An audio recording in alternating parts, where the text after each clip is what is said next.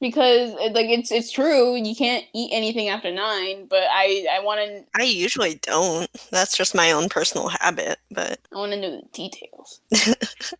well, it's time to learn some science today, huh? Yeah, science learning.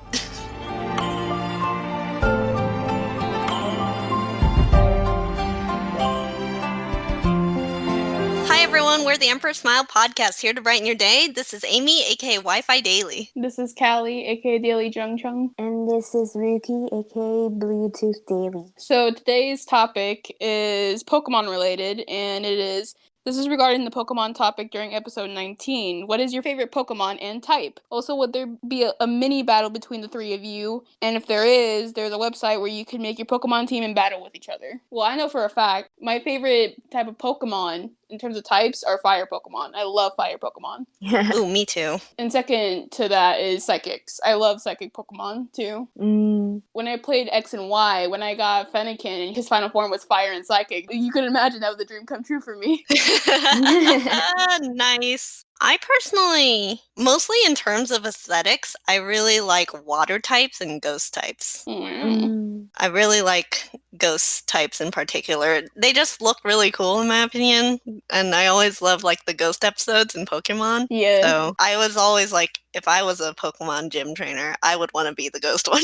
The ghost gym leaders, from what they've given so far, are really well designed. It's nice. It's cool. And they're also really well, like the gyms themselves are always like super fun to go through. Yeah. True. For me, my favorite Pokemon type is probably either one of the other, but psychic or ice. Nice. I just really like ice and water types, but then also psychic types are hella cool too. And like for my favorite Pokemon, even though my favorite color is blue, my favorite Pokemon doesn't have blue at all. Well, unless it's a shiny. But Gardevoir. Oh, hell yeah.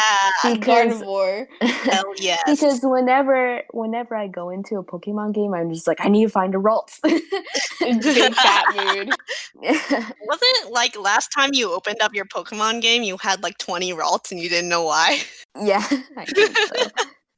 I love Gardevoir too, but in terms of favorite Pokemon, I don't really know.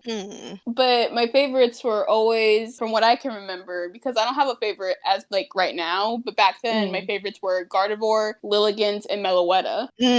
Oh, those are all really good. Yeah. I still fucking love Lilligant, dude. It's so cute. Lilligant is really cute. For me, I feel like, call me cheesy, I really like Pikachu and Raichu. That's not cheesy. Mostly, I like Raichu a lot. Like, it's cheesy because they're mice. Yeah, Pikachu's got its spotlight, but Raichu and Alolan Raichu, both of its forms, I really love its design. Raichu got its own charms. I was a little disappointed that there wasn't an Alolan Pikachu, or at least Surfboard Pikachu that you can catch or something. I imagine they put all their fucking design idea into Raichu and they called it a day. They couldn't break the brand with Pikachu, giving him a different form. Yeah. My other favorite is Azumarill. It's a water bunny. Like, come on. Oh, yeah. So, like, it was never really a good Pokemon to have on my team, but I always had it on my team, especially in, like, Hoenn. Azumarill's probably, like, my top favorite, but I also really like Alolan Raichu. You probably heard a snap. I just remembered I actually do have a favorite Pokemon. Yeah? I've been deceived. It's fucking Lucario. I fucking love Lucario. There we go. Lucario is so cool. I love Lucario. Like, I fucking caught one in the new game, and I was just like, oh shit, it's a Lucario. Yeah, I bet if Pokemon existed in real life, I would probably have that Azumarill, like, by my side at all times. Would it be a battle Pokemon, or would it be, like, a friend Pokemon? Nah, it would definitely be a friend Pokemon. I could not be a professional trainer. No way. I'm already scared of fighting. There's no such thing as a professional trainer. It's just Pokemon trainer. It's true. True. Dragon types too are very cool. Oh yeah. Speaking of dragon, I think it's dragon. Flygon? Is that flying? Or I don't remember what type. You mean the one that looks like a bug? Yeah, I like Flygon a lot. It's a dragon type, yeah. Yeah, it's always been one of my favorite designs. It's a very cute design. I want one. I just want one. Its name is Flygon, but it's a ground dragon type.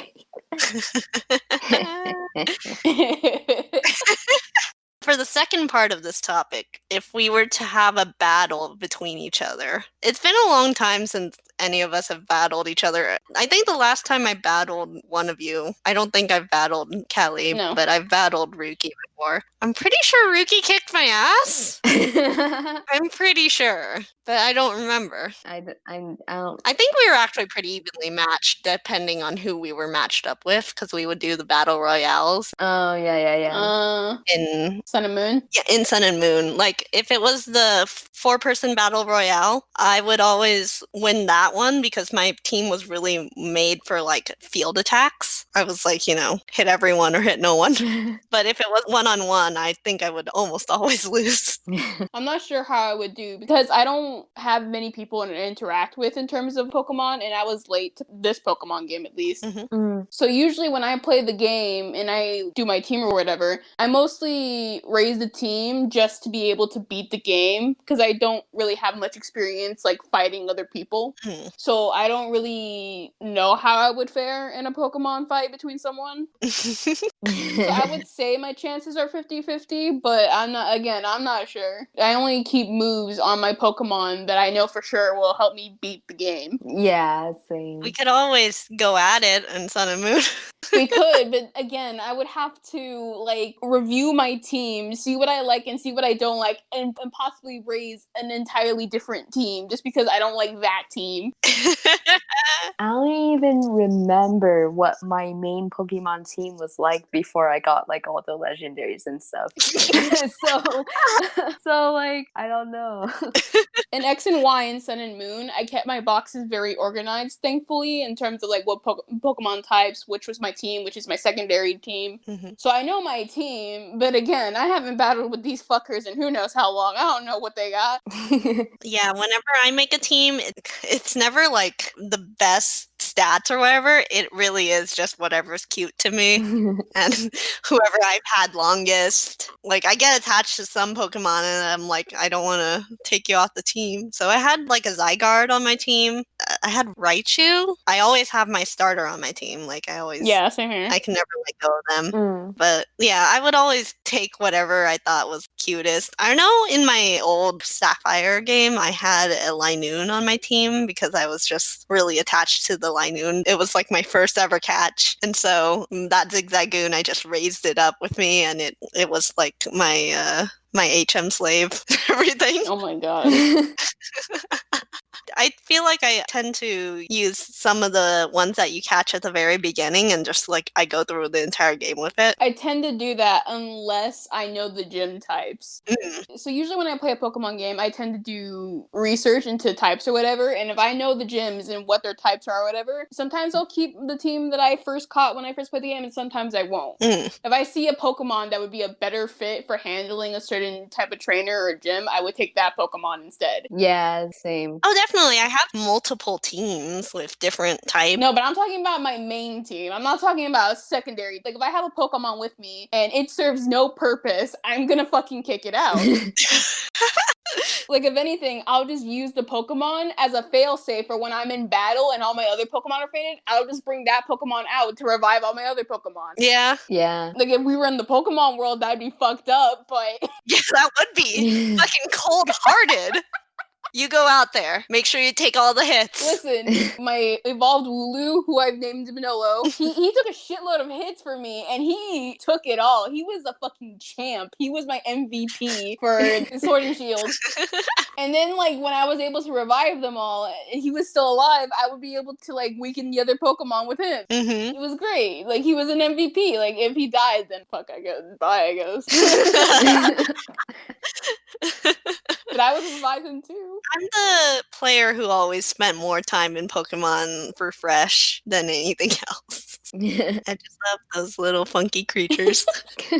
I never really paid attention to the whole like IV stuff and everything and like making sure that they're like super perfect for it. But my end goal was still like I wanted to clear the game though, so Yeah, that was just the main goal for me. Yeah. Because I'm not really interested in fighting other people and like winning random. No, I'm more interested in just the game itself. yeah. So, with these descriptions of how we build our teams, vote now on your phones for who will win in a Pokemon battle. Honestly, with our descriptions of you only collecting cute shit and me and Ruki having somewhat of the same mindset of only wanting to beat the game, I think our chances would be 50-50 for all of us here. Yeah. Yeah, I collect cute shit, but I level them the fuck up. So, I think if you guys had X and Y, I'd probably beat your asses though, not gonna lie. probably. Probably. Because I was stacked in X and Y. Okay, you guys want to move on to the audience question? Yeah. Okie doke. The audience question this week is, if you could live anywhere in the world, where would it be and why? And I'm going to allow like fictional worlds, if you can pick a fictional world and not a place in real life too. And I cannot stress this enough, want to live in hell. Because like Why? because like listen, I can duke it out with the other people down there, okay? And like Do you want to go to hell or do you want to live and work in hell? no, I just want to go to hell. Because like we're already living in hell, might as well just be dead while I'm at it. I mean, I think only Amy has watched some of it, but there's a series called Hozuki no Reitetsu, and basically it's the setting is like hell, and the characters like live and work there. So I'm just like, oh, life in hell ain't bad. Life in hell ain't bad. It ain't bad. It ain't bad. I would like to work there if it was the Hozuki no Reitetsu world. Yeah. But my actual answer, if I wanted to live anywhere in the world, and since Amy allowed fantasy worlds, then I want to live in a Pokemon world. Oh, no doubt. Yeah. I want to live there. Animal companions, like, yo. Remember the summer where Pokemon Go came out and the whole world kind of became like the Pokemon world for a little bit? Yeah, like everyone was so fucking united. Everyone was happy. Everyone went outside. Everyone was so nice to each other. I was going out with a daily routine, talking to people, battling. Pokemon Go was a fucking experience. It was transcending. I would just go out to the park and we would sit there and someone would put a lure and it was amazing. That first few weeks where like it was a worldwide sensation and everything. If that was the everyday in the Pokemon world, hell yeah. Hell yeah. You know? Seriously though. And then in the animes too, like a lot of the people are really nice. Mhm. Like you'll come across a few assholes here and there, but it's not very common, you know? Yeah. How many worlds can you go to where everyone is really nice and understanding and gives opportunities to a bunch of 10-year-olds? Come on. Like, damn. They give them the freedom to go wherever they want, and they don't gotta, like, force anything on them. They can choose whatever they want to be, and the adults know when to step out of the spotlight. You feel me? Yeah. Yeah. It's good. I without a doubt would want to live in the Pokemon world. Yeah, sign me up for that shit. that would be the life. Yeah, for sure. I would definitely, if it was a real life place, I would want to go to Japan. I've never been there personally, so I wouldn't know what it's like to live there, but I do kind of like that sort of what it feels like, not as big. I live in California, so it's like just fucking gigantic. I can't get anywhere if I drive for 30 minutes, you know? So it would be nice to be in a place where I can get to other places and see a lot of things. And also, Japan has the Rabbit Island right next to it, and I want to go there too. I just want to live there in particular. I would want to go to visit Japan, but I wouldn't want to go to live there, because the idea of Japan just, for some reason, scares me. Wait, elaborate? I kind of get it though. It's a cultural shock, first of all, because Japan's just far more different than the United States. I'm not saying people there are nicer, but people there are more polite, and the things are just more different, and you know? And then another thing is that it's an entirely different language, and I struggle enough with English. What makes you think I'm gonna know Japanese, or like Japanese is hard. It's very hard. I mean, I guess this is assuming that you would know like the language and the customs or you would learn it. Because if I went there, like, here's a scenario. Let's say I went there and I had a guide with me, a guide to show me around, to help me out. But let's say that we... And then came the legendary burp. Just sorry. And then came the legendary Pokemon. But let's say we get stuck in a crowd and we get split up. I'm not going to know what to do. And that idea alone just terrifies me. Yeah. Valid. Like, Japan is nice and, like, it seems fun to go to, but it also just makes me very nervous. Like, I would not go there by myself. I would go there with friends. Of course. And even then, I'd still be kind of nervous. Yeah. I mostly just want to live forever on Rabbit Island. Sagishima, I'm coming for you. Ruki, you're the only one who's been to Japan. I've been outside of the country like twice ever in my life, but I've only ever gone to Mexico. Ruki? What about you? Where do you want to fucking go? Where do you want to live, dude? I didn't really think about it in real life terms. SMH. We all just want to live in the Pokemon world. Me and Ruki just gonna vibe in the Pokemon world. Have fun in Japan, loser. Vibe with the animal companions. I will be with my bunnies. Oh, you know what? I wouldn't mind living in the Animal Crossing world either. Oh, you're right. And you don't have to worry about having to pay off loans like right away. You can pay it off whenever. Yeah, but you do have to worry about tarantulas. Yeah, you would have to worry about tarantulas and you would have to worry about making an income. Because if you lived in the Animal Crossing world, you can't do game glitches. Yeah. So you would have to make an honest-to-God living. Yeah, you can't just rob a poor turnip baby of their turnips. Yeah, but that means you can't do turnip scheming like you usually do, like fucking buying 1 million turnips. Bro, that's just to get through the game quickly. If I lived in the Animal Crossing world and that was my day by day, I would just pick fruits all the time. I'd just do that. That's true, but then I want to be able to eat like half the shit I use. Because the animals are walking and talking and I'd feel bad.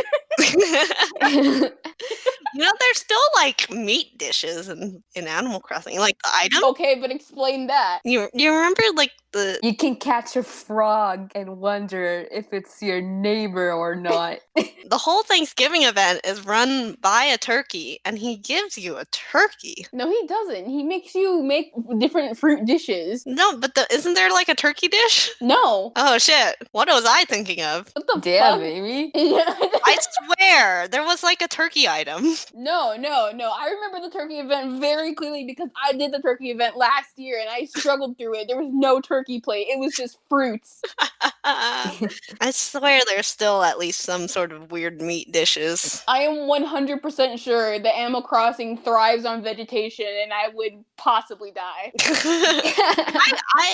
If I lived with like animal neighbors like that, I would definitely just accept my life of fruit only diet. And also, if you're in the Animal Crossing world, then hitting rocks and like digging up trees and the power that you have. The superpowers that you get from one piece of fruit. You become God. Become God. That is truly what we all want out of this. Okay, let's move on to the mindfulness moment. Yeah. Okay. Let's take a water break first, though. But like out of that list, I would 100% want to live in the Pokemon world. I want to live there. It's nice. Yeah, honestly, Most definitely. it's probably like the best place to go. Yep. All right, whenever you're ready, Ruki, take it away. Okay. One mindful moment goes a long way. Today, I'm going to be covering an exercise called S.T.O.P. S.T.O.P. Basically, each step goes along with each letter, so let's get started. First, S for standing up and breathing. Feel your connection to the world around you, your surroundings. Just kind of take in your whole body and feel its connection to everything else around you. T, tune into your body. Lower your gaze. Pay attention to the inner parts of your body. Notice any physical sensations or emotions. And while you're breathing in and out, try to discharge or let out any bad, unpleasant feelings or sensations when you're breathing outwards. And then when you notice any good or pleasant sensations or emotions, let those fill you up when you're breathing in. So you can do that for a few seconds. Breathe in and breathe out. Breathe out any bad things. Breathe in anything that's pleasant. And then observe. So now you can lift your eyes. Take in your surroundings again with your own eyes. Observe something that's there that you appreciate or find pleasing, or something that brings positive energy to you, and just kind of take a moment to express some sort of gratefulness for it, appreciation for having it. And then P is for possibility. So we'd want you to ask yourself what's possible, what something new that you could do, or in the way that you think, what's a step you can take forward in the future. And if at any point you feel like you're not in a calm state, you find yourself reacting more than you feel is necessary, then you can take a moment to take deep breaths and tell yourself to step back, clear your head, calm your body. Just try to get yourself into a relaxed state, and hopefully that helps you become more mindful of yourself and relax. That's it. You're doing great, sweetie. You're doing amazing. Thank you for joining us for this episode of the Emperor Smile podcast. If you have any more questions, suggestions for topics, suggestions for things that we can do, or suggestions for mindfulness moments, please go ahead and drop them in our Curious Cat inbox at curiouscat.me/msmilecast. Or you can drop them in our Discord channel in the suggestions channel. The link to the Discord and the Curious Cat are both linked below in the video description. Drop us a follow at msmilecast on Twitter too. Thanks for sharing a laugh with us. Thank you. We'll see you next time. Bye-bye. Bye-bye. Bye.